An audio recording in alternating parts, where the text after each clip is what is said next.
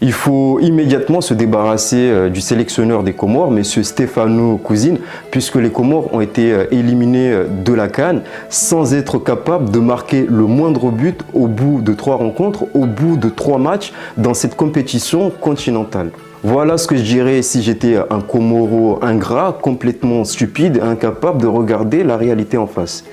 Ce qui n'est bien évidemment pas le cas, puisque nous avons conscience que malgré la désillusion, malgré l'élimination des Comores, notre équipe n'a pas démérité. Déjà, pour commencer, il faut savoir que lorsque le sélectionneur est arrivé, donc M. Stefano Cousine, il a repris une équipe qui était en crise avec l'objectif de la qualifier pour cette CAN. Mission accomplie, puisque les Comores se sont qualifiés pour la CAN. Les Comores ont terminé premiers de leur groupe de qualification devant de très grandes équipes comme la Tunisie et Madagascar. Et maintenant, revenons à la compétition en elle-même. Il faut se rappeler que les Comores sont arrivés dans l'un des groupes les plus relevés de la compétition. Un groupe dans lequel on retrouve la meilleure nation africaine du moment, donc le Maroc, la nation qui est pressentie ou qui est présentée comme l'ultime favori de cette compétition, une nation qui est à domicile, une nation que les Comores ont dû affronter dès le match d'ouverture. Les Comores ont perdu, mais les Comores ont aussi démontré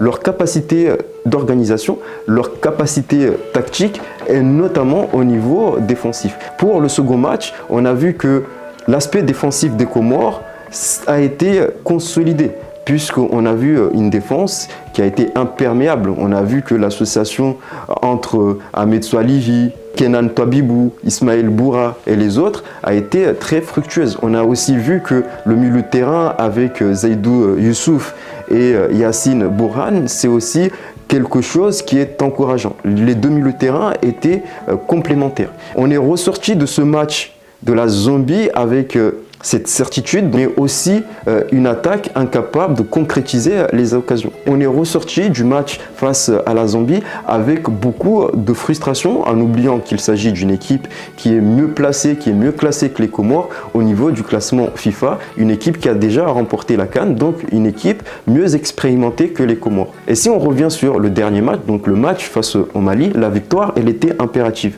Mais en même temps, si on regarde le contexte de ce match, la victoire, elle était très peu probable puisque les Comores avaient perdu à 2 reprises face au Mali, donc 2 fois 3-0 et qu'en plus de ça, le Mali avait affiché un match très solide face au Maroc, donc face aux favoris de la compétition. En allant affronter le Mali, beaucoup de personnes prédisaient des scores larges, un score de 3-4-0 en faveur du Mali.